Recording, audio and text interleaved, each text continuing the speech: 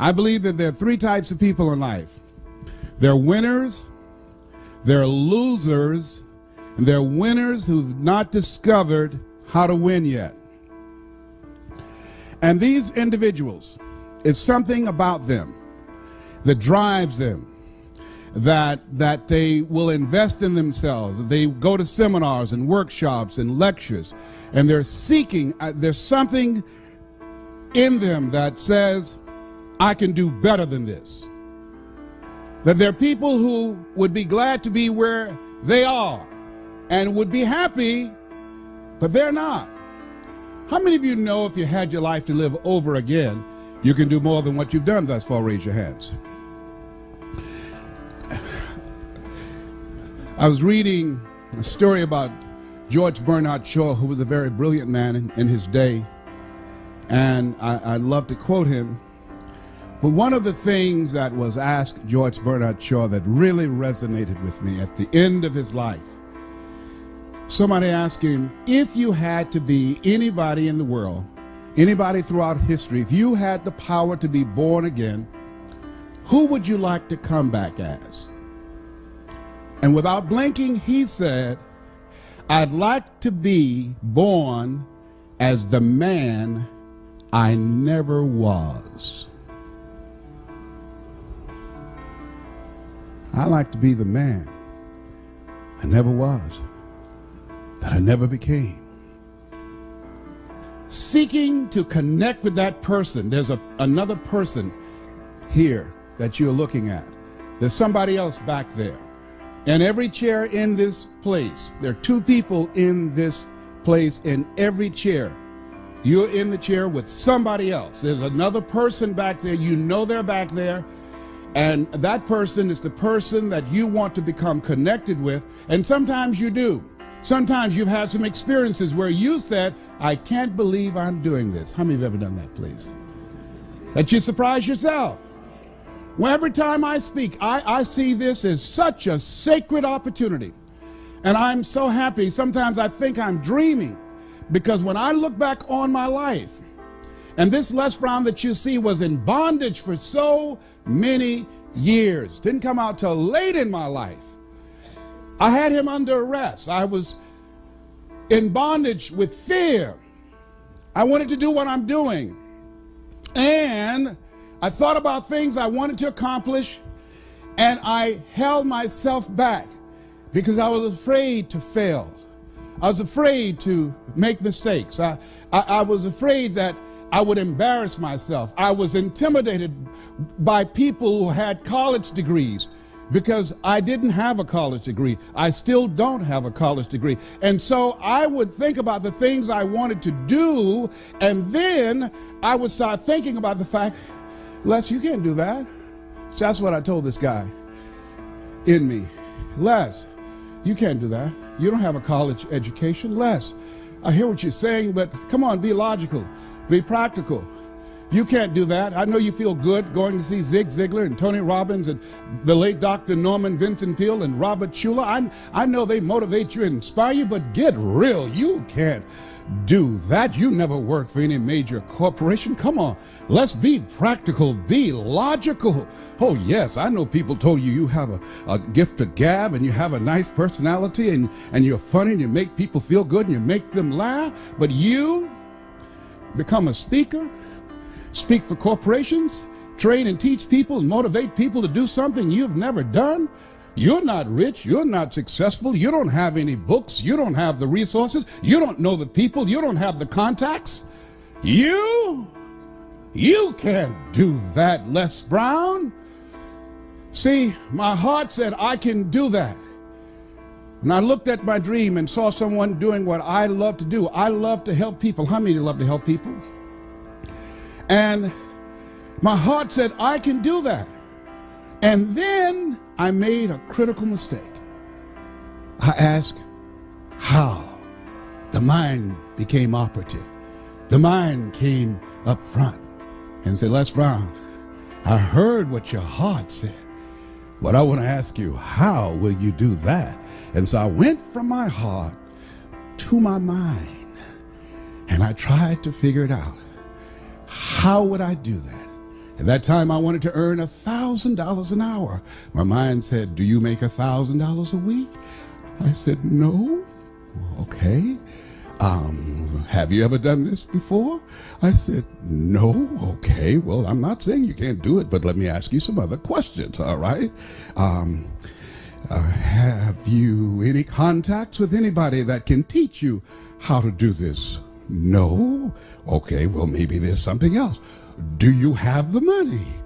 No. Do you have the credentials? No. Will anybody stand up for you and say, oh, he's done it for me and I know he's good? No. Well, let me ask you, do you really think you could do this? No. There's an African proverb that says, if there's no enemy within, the enemy outside can do you no harm.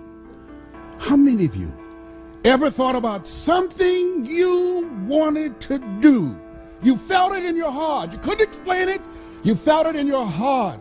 And you talked yourself out of it. Raise your hand if you know what I'm talking about. I talked myself out of it. No one did it to me but me. The forte of fruiters is not in our stars, but in ourselves, that we are underlings. My first major goal was I wanted to buy my mother a home. And I achieved that. I'm adopted. I feel like Abraham Lincoln, who said, all that I am and all that I ever hope to be, I owe to my mother. Saw a sign once that said, God took me out of my biological mother's womb and placed me in the heart of my adopted mother. My mama was a good woman. She adopted 7 children. Mama only had a 3rd grade education, but I admired her character. I admired her personality. She never met strangers. Mama met you right now. She would talk your head off. You know, she was a funny woman. She always had a sense of humor. Mama walked fast. We walked with Mama downtown. We had to hold her dress. Mama would walk fast. We trying to keep up with Mama. Years later, at the end of her life, she was 89 and suffering from breast cancer. We took her to a furniture warehouse, and she got out of the car with my sister, and she was holding my arm, and I said, Mama, I said, they have a wheelchair here. Can I get this wheelchair for you? And I went and got the wheelchair, and she looked at me, she said, no, boy, I would walk this place myself. I said, Mama, but it's so huge, Mama. I'll roll you in a wheelchair. She said, I'm fine. And I saw her straighten herself, and she walked it herself. I admired her strength. I said, oh, Mama, you know, this morning I got up, and every time something happens to me and I want to get down and I want to surrender to any of the challenges I encounter, and I got up this morning, and the sciatic nerve and this L5 and L4 of my lower disc protruding, and I was in pain, and my body said, you can't do this speech today. And somebody said, are you going to surrender to this pain, or are you Mamie's boy? Get up and straighten your back. You can do that speech. You can walk that flow yourself. When you start walking, you won't feel anything but her presence with you. Sometimes we have to stand up inside ourselves. Sometimes we have to fight ourselves. Sometimes you have a dream and goal that you want to achieve, and you say, oh, I can't do that. You got to tell yourself to shut up. I can do it. Don't tell me I can't do that. Sometimes you got to talk to yourself. I can do it. I'm Mamie's boy. Oh, I can do this. Oh, I will do it. I have got to do this. What you think about your dream? And I want you to increase your dream dramatically. And I said you have something special. I'm telling you what I know. You have greatness in you. You have the ability to do more than you can ever begin to imagine. I don't even know you, but I'm telling you what I know from my own experience. And greatness, ladies and gentlemen, greatness, it's a choice. It's not your destiny. Most people never discover their greatness. Most people, ladies and gentlemen, go to their graves living a life of mediocrity, living a life far below their potential. Oliver Wendell Holmes said most men and women go to their graves with their music still in them. A friend of mine, Dwight Pleasure, was eulogizing his brother in Chicago, and I attended the funeral. Dwight, powerful speaker, he gives a presentation called How to Start Over Again, how to make it from scratch. Oh, Dwight is powerful. Dwight had lost his life for years to drugs and crack cocaine, lost everything, and he came back again. He demonstrated comeback power going around the world, changing people's lives, and he was eulogizing his brother. He said, and the room was very quiet and very somber, and he said, my brother was in the room in California, and they told me he died by himself. And he said, and I submit to you that my brother didn't die by himself, that with my brother died a lot of dreams. With my brother died a lot of potential. My brother had a lot of good ideas. And my brother was one of those guys that said, one day I'm going to, and everybody started laughing. Because everybody knew his brother was talking about various things all the time. One day I'm going to do this, and one day I'm going to do that, and one day I'm going to do. He had a lot of good ideas that he never acted on. And when he died, when he took his last breath, all those ideas, and one day I'm going, all of that went down in the grave with him. Henry David Thoreau, come forward, what are your words? He said, oh God, to reach the point of death, only to realize that you've never lived, only to realize that you've never scraped the surface of your potential. Jim Rohn, come forth, what would you say? When the end comes for you, let it find you conquering a new mountain, not sliding down an old one. Oh, no. Ladies and gentlemen, a lot of people die full of their dreams, full of talent, full of ideas, full of skills, full of intelligence and abilities that they never reached for. They never tapped. They never got into. They never used it. Never used it. And so how do we do that? What is it that blocks us? Well, I mentioned one. Mine was fear. Here's another one. I didn't feel good enough. I was comparing myself to other people. I didn't feel, because I didn't have a college education, and based upon my failures and disappointments in the past and things that I'd attempted to do and they did not work out, I built a very practical, realistic, logical case on why I couldn't have my dream. And so I want whatever dream you have, I want you to expand it, I want you to increase it, and I want to warn you, don't ask yourself how you're going to do it. How is none of your business. Don't get trapped there. And don't worry about failing. You're going to fail. You're going to make some mistakes. You're going to look stupid. Why? It's called life. Write this down. Make it okay to fail. Goethe says, that which does not kill you will make you stronger. See, well, I found that, as the saying goes, most people fail in life not because they aim too high and miss. Most people fail in life because they aim too low and hit.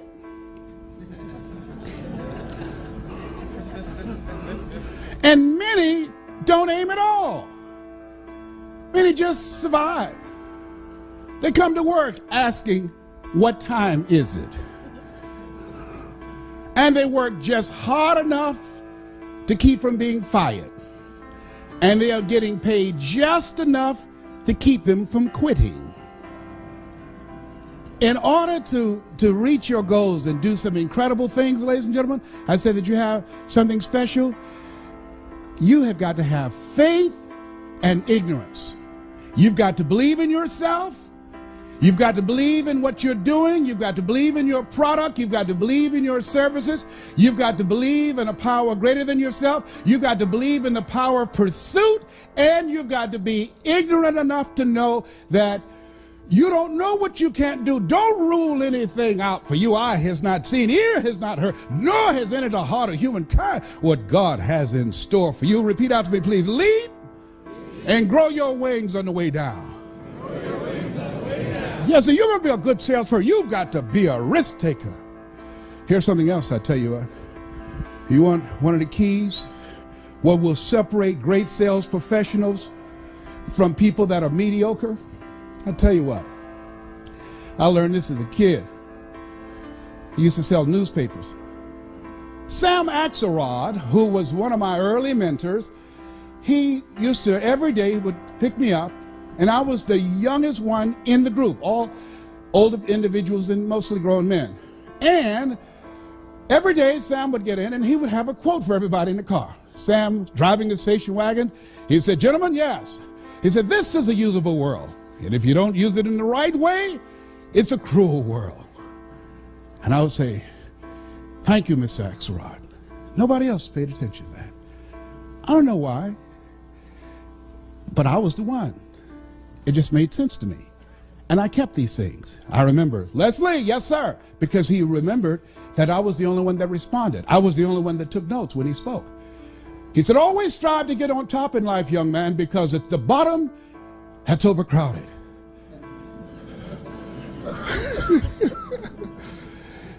Yes, sir. Thank you, Miss Axelrod. But he was baffled by me because he couldn't understand how that adults who were 10, 15 years older than I was, had more experience, how was it that I was selling circles around them? I didn't have the experience. They were more mature. How did this little young kid come there and outsell them? 2 to 1 in many cases. He couldn't understand. When at the evening of the close of the day, he would look around and do a head count. Say, "Wait a minute, somebody's missing." And everybody said, "You know who it is, that Leslie guy." "Leslie!" "Yes, sir." "Hey, come on, nobody sold anything. It's dead territory." "Oh, I can't come now, Sam. Why?" "I haven't sold anything." "Leslie, no one sold anything. You guys sold anything?" "No, sir." "Some of the territories are dead, Leslie." "Sam?" "Yes, sir." I can't come. Why?" "I haven't sold anything." "Leslie, no one sold anything." "That's them, Sam." I'll get home all right. I'll be all right." "Leslie, in order for you to get from here back to Overtown from Liberty City, you've got to pass the 20th Street Sharks, the 14th Street Gang." "Leslie, that's dangerous, young man."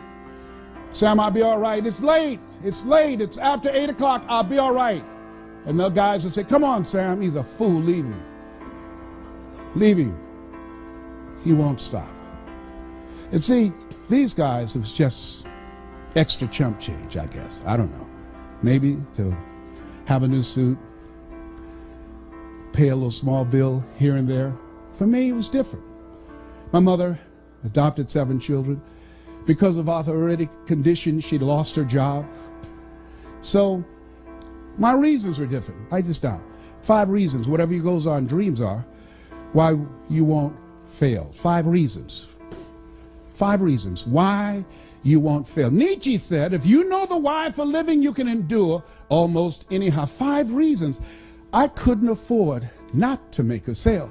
I was out there to get groceries for our family. I had to make money. I had to make enough money for Dr. Johnson when he had a prescription for Mama. I had to make money for the bills, for the light bills. I had to work. Mama was doing the best she could, but Mama, our hero, Mama was sick. We have no relative. She was an only child. She adopted 7 children at age 46. I saw my mother on the floor, scrubbing floors on her knees. We ate the leftover food from the families that she cooked for. They were very nice people. Said, Mamie, whatever food is left over, you can take it home to those children that you have adopted. And I said, Mama, when I get strong enough, I'm going to buy food for our family.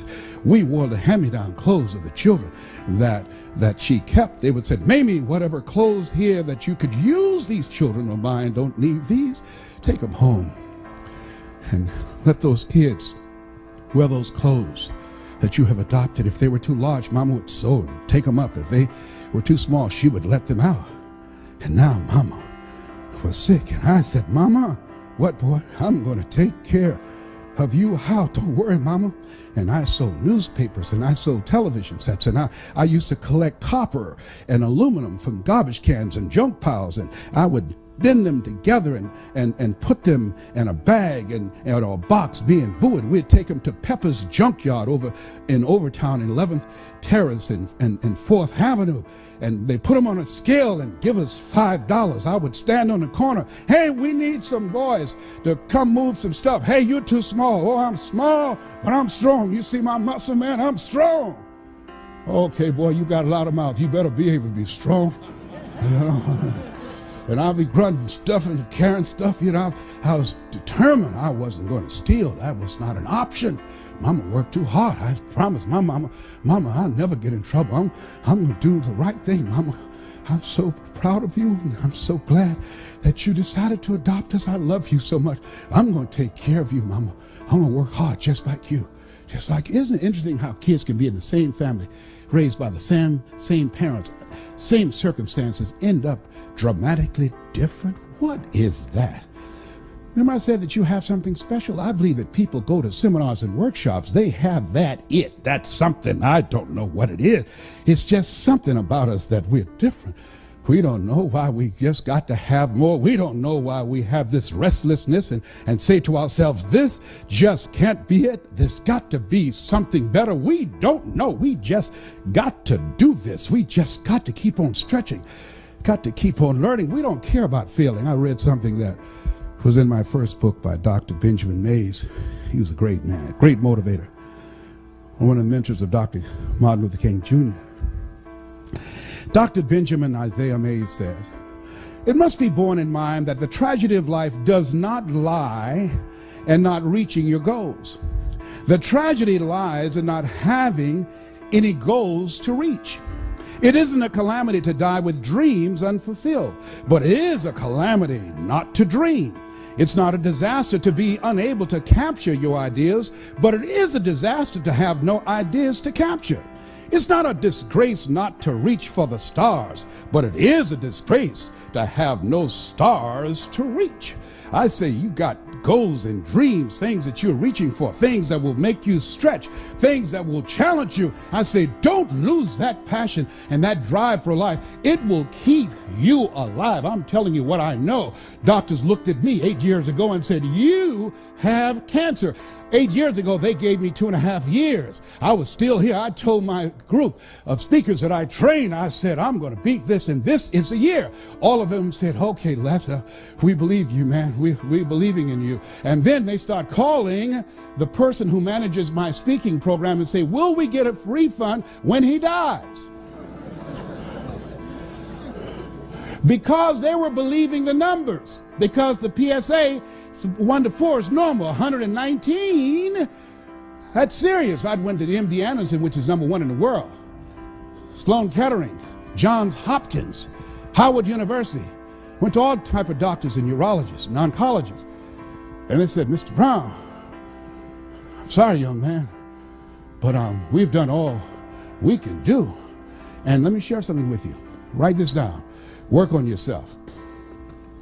See, the people that are going to reach their goals and dreams, not only do they have compelling reasons that drive them, because the thing that drove me, that kept me ahead of everybody else, I had some compelling reasons of why I was selling television sets, no money down. I had some compelling reasons that I'd go to a door at 10 o'clock at night and knock on the door. Hello? Yes? Who is that? Hi, would you like to buy a nice working television set, no money down?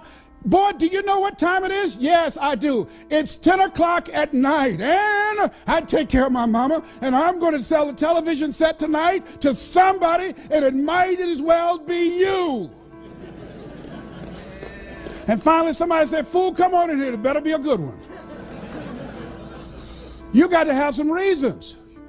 Reasons will drive you. Reasons will give you comeback power. One of my good friends, Willie Jolly, has a saying, one of his books, that if you get knocked, no, he says, a setback is a setup for a comeback. A setback is a setup for a comeback. When they said, you have cancer, one of the things that was different for me than everybody else, and I just finished doing a presentation called You Are More Powerful Than Cancer, was because of the fact that I listened to so many positive things. I went to so many lectures. I talked to so many people that were cancer conquerors. I asked them, what did you do? And when people said to me, oh, my uncle died of prostate cancer, my father died from prostate cancer, my mind said, well, that has nothing to do with me. I don't want to hear nothing about that. I'm not being insensitive, but don't tell me that. That's not my destiny. I got too much work to do. I got things that I'm supposed to accomplish. And so I had a mindset that, hey, I can beat this. I can get past this. Oh, no, I'm not going out like this. So you got to stand up in yourself. You got to fight. You will have opposition. Things going to happen to you in life. It's called life, and it's not personal. Stuff's going to happen. And if you make it to the 40-yard line, if you can make it to age 40, between 40 and 60, it begins to intensify. All kind of things happen. Between 40 and 60, my mother was diagnosed with breast cancer and finally died. Between 40 and 60, I was diagnosed with prostate cancer. Between 40 and 60, I went through a divorce from someone that I loved very much. Between 40 and 60, my best friend died waiting on a liver transplant. Between 40 and 60, had a nationally syndicated talk show, highest rated, fastest canceled talk show in the history of television. Between 40 and 60, oh, life put a whooping on me. My God, how many of y'all had yours already? Tell me, how many know what I'm talking about? It ain't personal. Don't say, why did this have to happen to me? Why not you? Who would you suggest? It's called life. And here's what the key to it, that you have to work on yourself. I read every book I could on how to heal yourself. I listened to every speech. I talked to people. I went to lectures. I mean, everything dealing with healing, I fed my mind. Same thing in sales. Focus on your mind. When your sales drop, focus on your mind, not your techniques, not your strategy, not your clothes. Focus on your mind. What you do, what you accomplish, what you're able to sell is a direct relationship to what you believe and the story that you're playing in your head. That's what blocks you as sales professionals. I'm telling you what I know. I'm telling you what I've earned billions of dollars doing. I'm telling you what got me from being born in an abandoned building on a floor and being labeled educable mentally retarded, put back from 5th grade to the 4th grade, failing in the 8th grade, and being able to give a lecture at St. Albert Hall in London, England, or speaking at Harvard University. I'm telling you what got me here, what brought me to the party, to speak in the Georgia Dome to over 80,000 people, was my belief and the story in my head. The story used to be, I couldn't do that. But by listening to lectures over and over again, faith comes by hearing and hearing and hearing, by reading and feeding my mind. Language is the software of the mind. How many of you, since I've been speaking to you, your energy level is higher? Raise your hands, please. Yes. How many of you can feel me in your heart? Raise your hands, please. Yes. When Dr. Norman Vincent Peale spoke, he gave me goose pimples. When Earl Nightingale said, all of us are self-made, but only the successful will admit it. Mr. Swiderski. You like that one, huh? Yeah. Mr. Swiderski, family that we work for in Miami Beach, he did not know why I spent so much time in his office shining his shoes. Because he listened to The Strangest Secret in the World by Earl Nightingale. And I was listening to this. And as he was playing those tapes called Lead the Field, I was hearing these things, and then when I was shining, he said, well, that's good enough. I said, well, let me dust. Let me do, can I do, I'll start. Well, that looks real clean, Leslie. Oh, but look here, the books are crooked. And I went in there early and messed them up so I could stay. Because I wanted to be in there while he was taking this time to work on this. He was a multimillionaire. My dream and vision was one day I'm going to be a millionaire like Mr. Swiderski. One day, because I was young, I had faith, and I was young and ignorant. I didn't know I couldn't do it. I didn't know I couldn't have a mansion. I was like the bumblebee. According to the laws of aerodynamics, a bumblebee isn't supposed to fly because the body is too large to be held up by its little puny wings. But the bumblebee doesn't know it. It's intelligently ignorant. So it keeps on flying anyhow. You have to read, write this down, something positive every day for an hour. You have to put yourself, and you've got those 5 P's, in a personal development regimen. Take an hour every day. I do it even now. I take 2 because my goals are higher. Every day, read at least a chapter, something positive every day. Listen to a motivational message every day. Language is the software of the mind. Why? Because it will change the story that's in your head. See, what we do, what we accomplish, is a result, as I said earlier, of what we believe and the story that's in our head. See, most people go so far and then they park. They stop. Their income, their achievement level, their commissions, what they do in life just tapers off. They park because the story in their head is, this is it. It's not conscious. Guess what? I got so busy and so consumed with where I was, I stopped reading. I stopped listening to tapes. That which got me there, I stopped doing it. The mind, ladies and gentlemen, is like a garden. If you have a garden, you have a yard, you have weeds, you just can't go out there with 1 can of weed killer. Write this down. Steve Duncanson said this. Powerful statement. Put it someplace. You can apply it to your health. You can apply it to your sales. You can apply it to your business. You can apply it to your life. He said, life is a fight for territory. And once you stop fighting for what you want don't want will automatically take over. Life is a fight for territory. And once you stop fighting for what you don't want will automatically take over. I have to exercise every day. I have to drop out of my bed and do 100 push-ups every day. I have to discipline my eating. I have to turn off the news. I can't watch the news. I'm not going to have a reoccurrence of cancer in my body. I have to eat 80% raw vegetables. I have to drink 12 glasses of water a day. I have to take my zinc and my salt palmetto and my Halen 951. I have to take my wheatgrass. I hate it. But life is a fight for territory. I'm fighting for my health. I have to.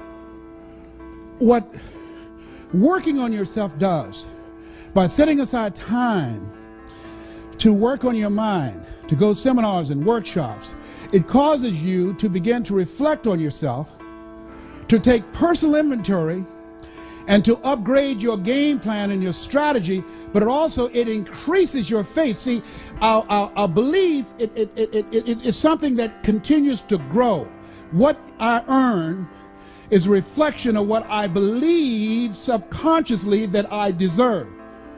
They did this study with these senior citizens in their 80s and 90s and said, if you look back on your life, what do you like to say right now? You know what they said? The majority of them said, they have regrets of the things they thought about that they didn't do, and now they're going to their graves not knowing if they could have done it. That's why I said, live full. Die empty. What if you lose? What if you fail? What if things don't work out? So what? It's not about the goals that you reach. It's about what you become in the process. That's what it's about. I've lost a lot of deals. That's okay. I've made a lot, but I've lost more deals. I get more rejections. You get close to me, there's a callus on it looks like a mole. I've made over 100 cold calls in a day to convince people to bring me in. Who are you? My name is Les Brown. Have an experience? No, I don't. But if you will let me work for you, I'll work real hard. I'll have you as my client that will brag about me. Oh, no. You let us know when you do it for somebody, okay? Yes, I will. Calling. Finally, somebody said yes. Write this down. You will win if you don't quit. Oh, sales, you got to have stamina. You've got to have staying power. You want to be successful in sales, you've got to know your vitamin. Oh, you can't be a wimp. Someone says no, that's when we get excited. That's when a sales professional gets started. Everybody said yes, we wouldn't be needed. Let us say together, it's possible. See, the people that are going to increase their sales, the people that are going to change their lives, the people that are going to recover their health, the people that are going to build their lives and start all over again from scratch are people who believe it's possible. The people who fail are the people who suffer from possibility blindness. Repeat after me, please. Go all out. Yeah, write that down. See, when you want to increase your performance in life, they say the people that are successful in any area of life, you must be willing to do the things today others won't do in order to have the things tomorrow others won't have. If you want to make it in any area in life, you've got to go all out. I was always the top seller where I was because I made more calls. I made more presentations than anybody else. I always, if I had a goal to earn $100,000 a year, I set my sight and I had a plan of action to make enough calls, create enough prospects to earn $400,000. Why? I had to give Murphy's his. If I shot for 100,000, I knew I would fall short. But if I shot realistically and practically and worked like I was working for 400,000, I wouldn't drop down to 100,000. And even if I dropped at 200,000, I'm still ahead of the game. A.L. Williams said, all you can do is all you can do. And all you can do is enough. But make sure you do all you can do. Write this down. You want to make it today? You got to outthink and outwork the competition.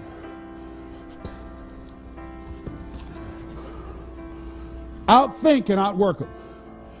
We're going to take a break and I'm going to share with you some other strategies that will give you the competitive edge. I don't care what you're doing. I outwork my competition. When I decided to become a motivational speaker, my goal was not to be just another guy out here. I train speakers. And I say, let me tell you what has governed the industry. The Dale Carnegie course, which is a great course. Tell them what you're going to tell them and tell them what you told them.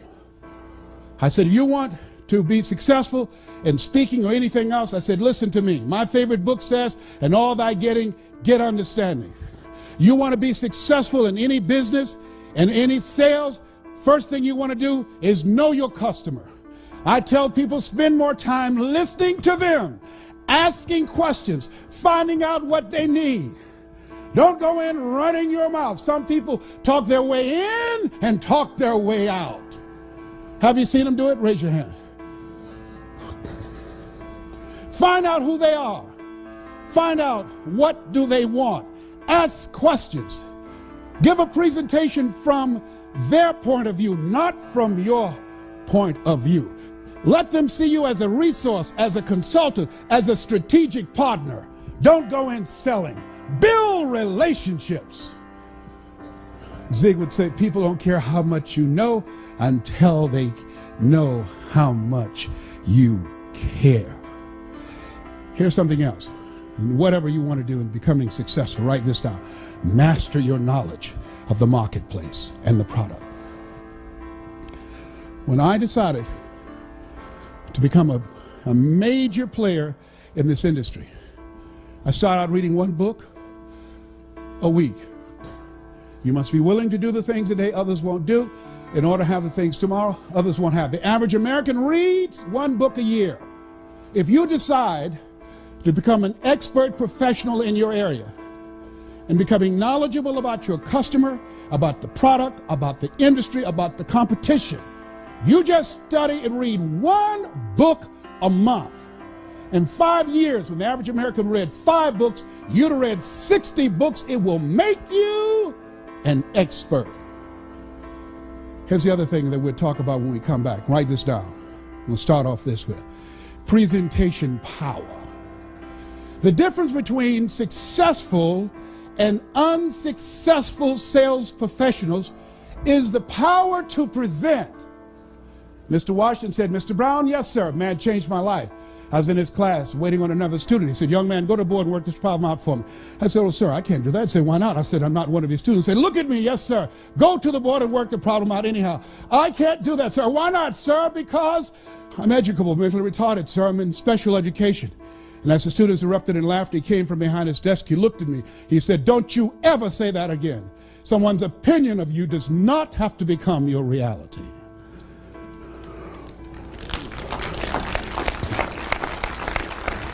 On one hand, I was humiliated, but on the other hand, I was liberated. Because he looked at me with the eyes of Goethe and said, look at a man the way that he is, he only becomes worse. But look at him as if he were what he could be, then he becomes what he should be. And he said, Mr. Brown, he said, develop your mind and develop your communication skills, because once you open your mouth, you tell the world who you are. And with that, we will take time out. This has been Mrs. Mamie Brown's Baby Boy. It's been a plum-pleasing pleasure as well as a privilege. Thank you. At this stage of my life, I'm reinventing myself. I'm training people how to become a part of this $58 billion industry. And one of the things that I think that top sales performers have going for them is the ability to present. And that is either on the telephone or one-on-one or in small group settings, making a presentation or speaking before a large audience. It's something that can be learned, and something that some keys I'd like to share with you in the training that we provide that will give you a competitive edge. How many of you think that will have some value and learning strategies that can impact your presentation style? Raise your hands, please. How many of you have ever been in a situation that you know that had you been more effective in terms of how you presented yourself, that you would have done better? Raise your hands, please. How many have ever been in a situation, this has happened to me, where you choked? Raise your hand. Where I just choked, you hear me? Just could not remember anything. My mind went blank. You want to master your knowledge. You want to know when you open your mouth that you know what you're talking about. The reason that I said you have to work on yourself, and write this down, before you speak, power presentation. Before you speak, see, a lot of people just worry about getting up and speaking and presenting. Before you speak, there's work you've got to do on you, because I don't care how good you are in your presentation, in your knowledge, how well organized it is. I don't care about your PowerPoint presentation. Who you are behind the words will be more powerful than the words you speak. When you come into the room, you've got to have a spirit and energy about you that you expect this deal to happen. You have to come in the room and you have to look at them, and your look must be, the only reason you were spared from birth control was to give me this deal.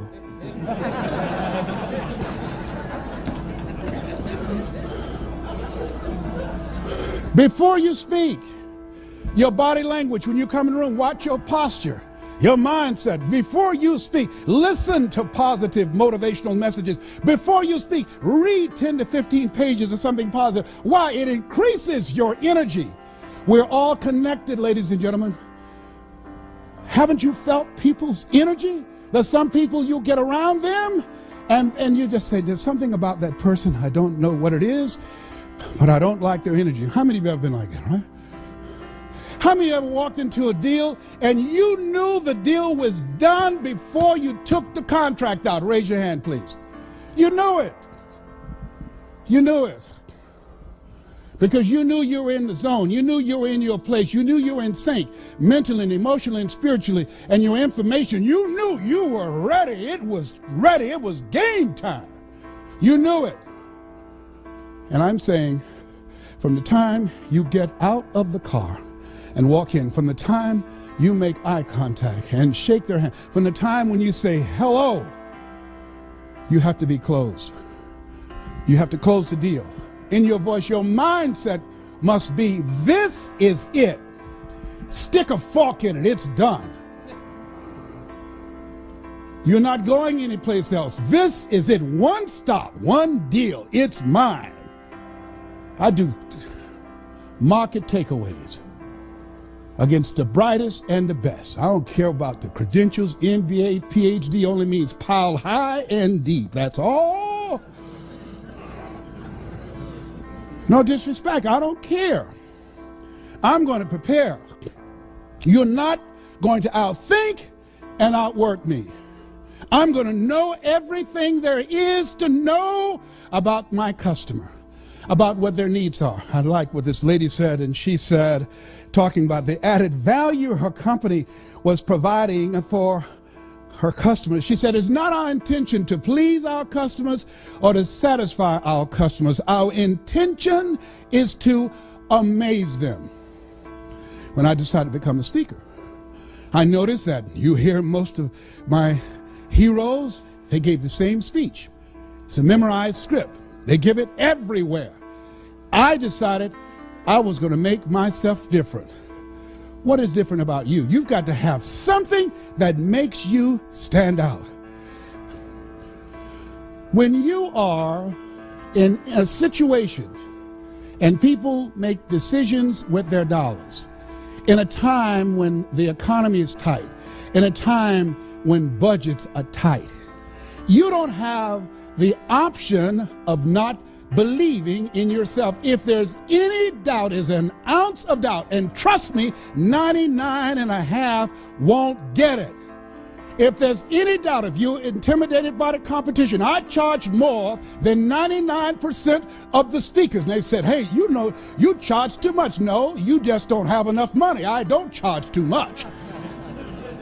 You get, well, I've got a speaker that will come in for $15,000. I said, then get that. Then you get a $15,000 speaker and you get the results of whatever they produce. But when you want the best, you call me and I might be at the same level. Okay, no, we don't want anybody else. We want you. Very good. Then write the check. You have to believe in yourself. You have to believe in your product. You have to believe in your service. And you have to sell you every day. That's the biggest sale you have to make. The biggest sale, ladies and gentlemen, that I make every day, that Les Brown, you can do this.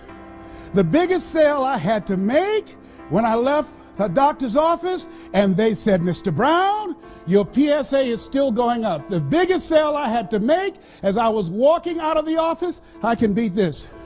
I can beat this. It doesn't matter about what they say about their numbers. I'm not going to listen to that report. Oh, no, absolutely not. They are not God. They don't know the future. They don't know who I am. I've got to fight this at the cellular level. Oh, no. Other people have beat it, over 9 million. I can beat this. I'm stronger than cancer. If other people can do it, then it's possible that I can do it. It's not my time. Oh, no. They don't know who I am. Oh, I can make this sale. Absolutely. No, I don't have the credentials. No, I can't do a slide presentation. Can't even turn on a computer. I still have my 8-track. Oh, but I'm going to get this deal.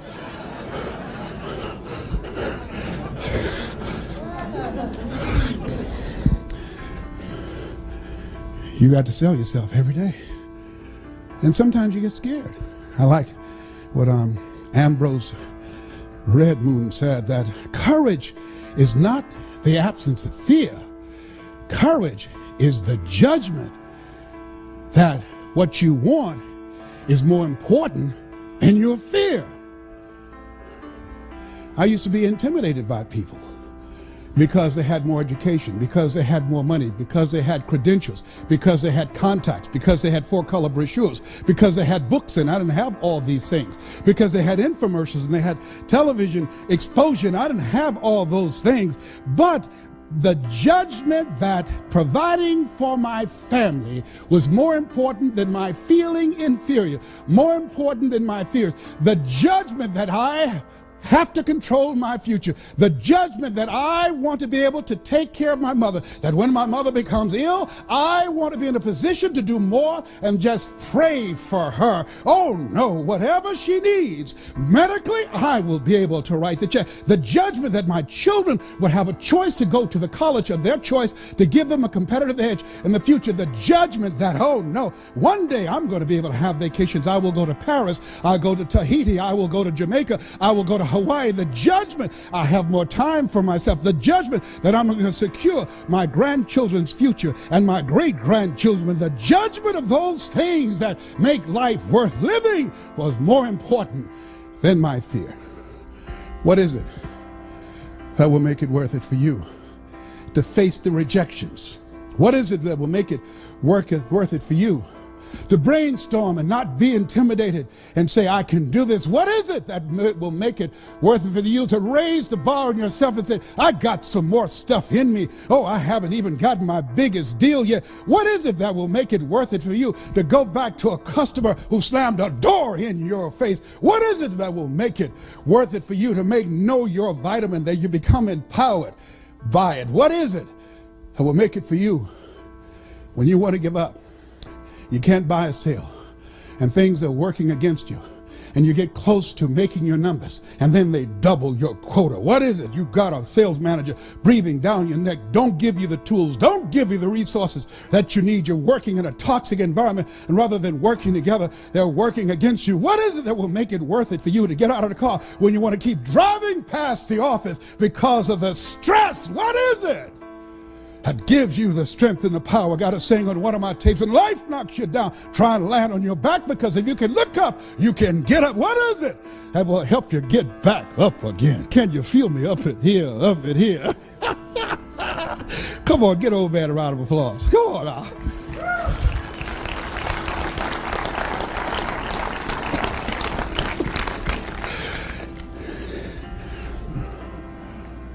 When you are involved in any area of life, let us say you got to have drive.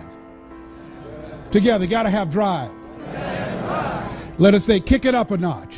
Yeah. See, when you are presenting, I tell and train my speakers, you've got to kick it up a notch. You've got to have power, feeling, and conviction. You can't be casual. See, if you're casual about your dream, you will end up a casualty.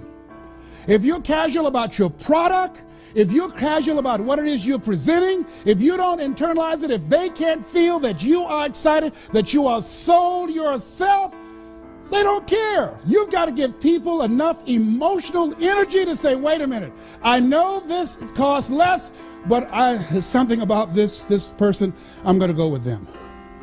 I'm going to go with them.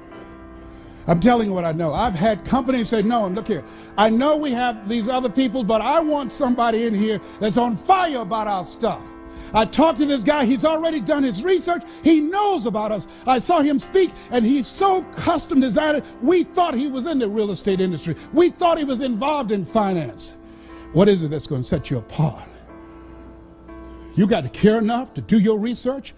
You got to know what you know, and they got to know that you know that you know. And when you speak, how you speak before the words, the spirit of who you are will touch them, give you the competitive advantage. If you're going to be successful today, write this down. You've got to be flexible. You've got to be versatile. And you've got to be adaptable. You've got to deal with circumstances such as you find them. Why? Because a lot of stuff is going to be thrown at you. Many times you're not going to have time to prepare. Sometimes people will come out of nowhere with stuff, and you've got to stand up inside of yourself and handle it. See, ladies and gentlemen, we've been blessed to be dropped off on this part of the planet. Because we have choices. Some people don't have choices. They don't have the option. I've been abroad where I stood in line waiting to cross the border singing, God Bless America. They called me to my room. Mr. Brown, did you call? Yes, I just turned on my shower and it didn't come on, and I tried to flush the toilet and it didn't flush. Oh, well, the water be back on at 5 o'clock. 5 o'clock? No problem, man. Oh, there is a problem. I want to flush the toilet. Oh, I don't want to sit up in here and smell that all day long. Oh, no, it ain't that kind of party. I want to take a shower. There's a problem up in here. Oh, no, we do this every day. We don't have enough water to have it running all day long. We take that for granted. For granted. I'm in a grocery store and hear this woman crying out on the other aisle. I go around thinking she fell or something, and she'd just been brought here from Russia, and she'd never seen so much food. And she said, oh my God, and she turned to the lady that took her in the store and she said, Yavas la blue, Yavas la blue, means I love you. Thank you for bringing me here. I love you, Yavas la blue. Stuff we take for granted. Why is it that immigrants coming to this country can't speak the language and run circles around our children academically and have a 4 times greater chance of becoming millionaires than the average American? Why? Because they are not casual about making it. They don't come here wanting to live their dreams. They expect to live their dreams. When you outswim sharks, or you sneak over here through some ship cargo or in the belly of a plane, oh, let me tell you something. You come here running and have a passion to win, to do whatever is required. If we're going to maintain our dominance globally in this era that Peter Drucker calls the era of the 3 C's, accelerated change, overwhelming complexity, and tremendous competition, we've got to kick it up a notch. We've gotten too comfortable. Oh no, it's a different game now. We've gone from a domestic economy to a global economy. Oh no, we can be replaced in a heartbeat today. You either expand, as Robert Schuller says, or you are expendable. You've got to kick it up a notch. Oh, it will never be like it once was. Oh no, today, oh, that's not in my job description. It's not where you better put it in there. You got to do more and do it faster and do it better. You got to kick it up a notch. It's a brand new day. See, if you ask most people, do you want more sales? Do you want more out of life? Do you want to earn more money? Do you want that home? Do you want to lose weight? See, want shows up in conversation. Expectation shows up in behavior, in choices, how you manage your time, how you manage your energy. It shows up in your intention. It's not lip service. So I know the people who expect to lose weight. Why? Because they know they've done as much as they could by themselves, and so they get a trainer, they get some help. They go to the gym, they have an exercise program, they get a nutritionist because they realize my best thinking has produced this body. I know people who want to earn more. How do you know that? When they realize what Einstein realized, the thinking that has brought me this far has created some problems that this thinking can't solve. As you look at yourself, look at your goals, one of the things that's very important that I've learned from people who are high achievers, they have coaches. Why? Why have I hired Mike Williams for the past 35 years? Because you can't see the picture when you're in the frame. Why is it that I got more out of my fitness program with a trainer than I did by myself? Because a trainer can pull more out of me than I can pull out of myself. People who have become top achievers never stop learning, and they have coaches. Michael Jordan had Phil Jackson. Muhammad Ali had Angelo Dundee. I don't care who the greats are. Somebody was in their corner, looking over their shoulders, helping them. Why? You can't see the fight when you're in it. Mike said, Les, you got to do this. Les, you got to do this. Les, you got to do this. And I had to be willing to listen. Most people fail because they don't know that they don't know, and they think they know. In life, here's what I want you to do. Write this down, please. You got to trust that you're going to be all right. You have no evidence to support it. It doesn't make sense. You can't point anything to say, well, this is why. There's no logic in it. There's no way in which you can logically and practically and realistically support it and prove it. That's why you got to have faith and you got to have trust. Somehow, some way, you've got to have that you're going to come through. And I can tell you, some things will begin to happen that you will not even anticipate. The phone will begin to ring. Deals will come out of nowhere. Somebody will recommend you. Someone you talked to years ago and gave them a brochure and put it on the desk, and somebody in their office came in and picked up your card or picked up your brochure and called you out of the blue. I remember years ago, I read an interview by James Brown. At that time, he was recognized as the hardest working man in show business. And it was my senior year, 1963. In an interview, they asked him, what was your greatest performance? At that time, his number one song was Please, Please, Please, Please. They had a cape and put it on his back. Baby, please don't go. And he would throw the cape off and run back on stage. He'd do the James Brown stuff. And he said in that interview, when they asked him, what was your greatest performance? And he said, the last one. The last one. See, you're always in competition with yourself. I'm working on being the best presenter I have never been. You're working on being the best salesperson you've never been. You're working on being the best father, the best mother you've never been, the best entrepreneur you've never been. There's somebody else in you back there. And as you work toward becoming that person, who you are right now must die daily. You've got to kill that person off. You've got to be willing to give up who you've been for who you can become, to release what Elizabeth Browning called the imprisoned splendor. The road will come as you take each step. That you're going to go into uncharted territory.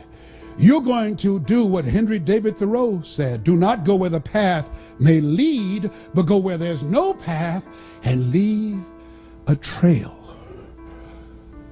You're going to break records. You're going to do some things when you challenge yourself, when you work on yourself, because you don't get in life what you want, you get in life what you are. Most people don't know. If you want to improve your income, you want to improve your circumstances, you want to improve your commissions, you want to improve your life, you got to first improve yourself. You got to first take the time to work on you. Zig talks about a lumberjack whose wood production dropped by 40% because he wouldn't take the time to sharpen his axe. Write this down. Sometimes you have to believe in somebody's belief in you until your belief kicks in. Sometimes you have to believe in somebody's belief in you until your belief kicks in. I want you to think about your best year earning, your best year of sales, your best year of accomplishment, your best year of achievement. Here's what I know about you, and I don't know you, but from people that I've worked with and from things that I've learned and in my own life example, here's what I know about you. Whatever you have done is only a tip of the iceberg of what's possible for you. You can do 4 to 5 times more than whatever you have done. If anybody had told me, given my circumstances, born in an abandoned building on a floor with a twin brother in a poor section of Miami, Florida called Liberty City, if both my parents stood up now in the audience and say, hey, we're your parents, I would not know either one. Being adopted, labeled educable, mentally retarded, failing twice in school, if anybody had told me that in my future I would be speaking to you. In my future, I would write books. In my future, even though I don't have a college education, I would produce 6 different specials for PBS and earn millions of dollars. In my future, I would have a nationally syndicated talk show. In my future, I would travel around the world and speak to over 80,000 people in the Georgia Dome. Nobody could have convinced me when I was working at Sears as a salesperson, when I was working for the Miami Sanitation Department as a garbage collector, making $8 an hour. No one could have looked at me when I was walking to empty their garbage and pushing that can forward and kicking it and getting up under it and moving it and straightening my back and walking with it to empty that stinking garbage in a truck with other men older than me and stronger than me. I did not know that this Les Brown that you see now existed. I didn't know. I didn't know. I'm still working. I know there's something else back here. I feel that there's something bigger for my life. And I feel that at this stage of my life, only certain kind of people come see me. People that show up because we're cut from the same cloth, we're branches of the same tree. People who feel me in their heart. People who are strange. People like me. You're strange. That's why you're here. You're different.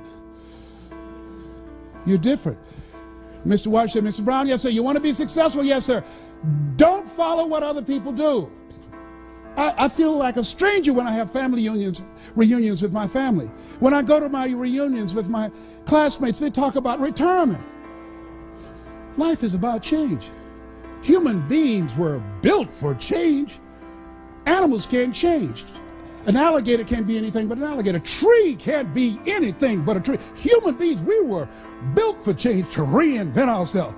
You must be born again. There's something in you. You're pregnant with unlimited possibilities. You're pregnant with greatness. There's some things in you. In this room, some entrepreneurs. In this room, some millionaires. In this room, some great ideas, great strategies. In this room, some great concepts for business. In this room, great fathers, great mothers, great community activists and policymakers. In this room is greatness. In this room. I don't know what your goals are. I don't know what you want to do. Here's what I feel. Here's what I have coming to me in my mind that I feel from you.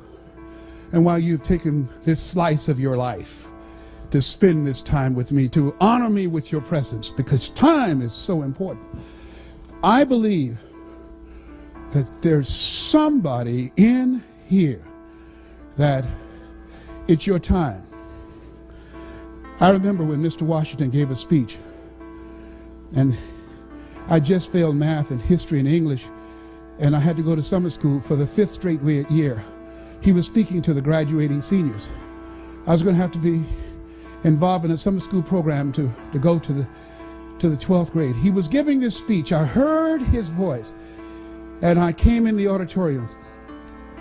I stood in the back as he spoke, and I felt he was speaking to me. People were jammed around the auditorium because Mr. Washington, he's in his 80s now. He's still very eloquent. He was a great orator. And as he spoke, he said, I was brought here from Brighton, Florida. And I believe when I was brought here, I came to develop greatness. You have greatness within you. You have the ability to do more than what you can ever begin to imagine.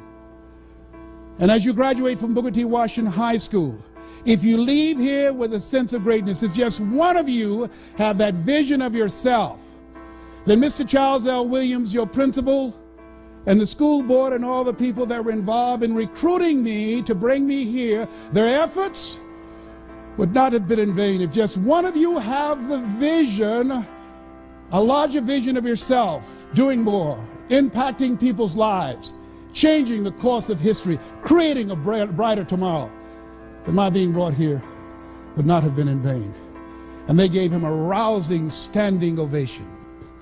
And as he left and went down the auditorium steps, I followed him. And I said, Mr. Washington. He said, yes. I said, do you remember me, sir? He said, no. I said, my mother, Mrs. Mamie Brown, she works in the cafeteria now. She got started. She's the one that fixed the great sweet potato pies that everybody talk about. I'm the twin, Leslie. You remember I was in your class waiting on MacArthur Stevens, and you told me to do something. I told you couldn't do it, and I told you I was in special education. I was educable, mental retarded. And you said to me, somebody's opinion of me does not have to become my reality. He said, yes. I wrote that down, sir. I see that every day when I get up. It's on my bathroom window, sir. On my mirror in my bathroom. I repeat that to myself. It doesn't bother me anymore that people call me DT, the dumb twin. He said, I'm glad to hear that, Mr. Brown. I said, sir? He said, yes. You said that if anybody, just one person in there got a larger vision of themselves, that your being brought here would not have been in vain. He said, yes. Well, sir, I'm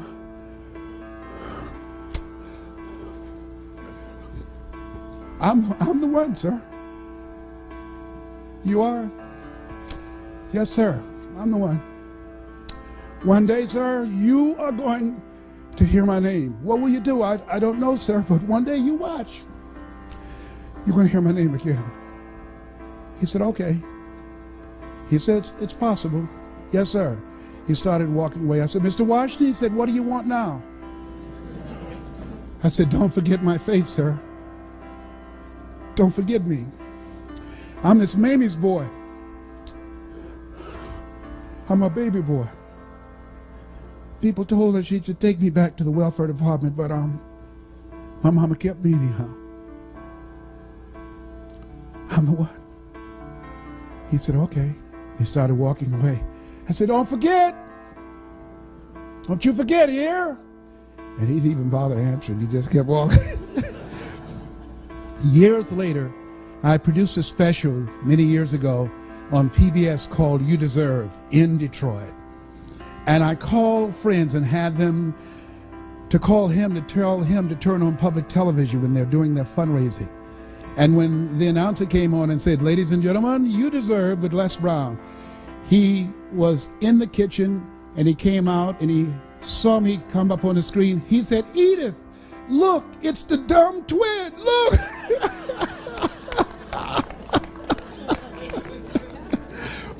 And he called me in Detroit, and this was, and I cannot wait to tell you the story, how I used to sleep on the floor of the Penobscot building and building my business. You know, during the good times, you put it in your pocket. During the tough times, you put it in your heart. And so he said, may I speak to Mr. Brown, please? I said, who's calling? He said, you know who this is. I said, oh, Mr. Washington, it's you. He said, you were the one, weren't you? I said, yes, sir. He said, but you were so crazy. I said, I know, but I'm rich now.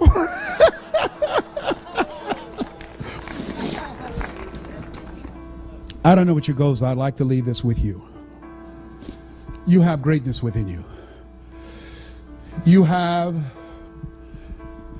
a part of yourself in you that if you reach for it, if you work at it, you will discover some uncommon moments that other people only dream about. If you work to live full and to die empty. I saw something recently that said, I refuse to die an unlived life. And I'd like to leave this with you.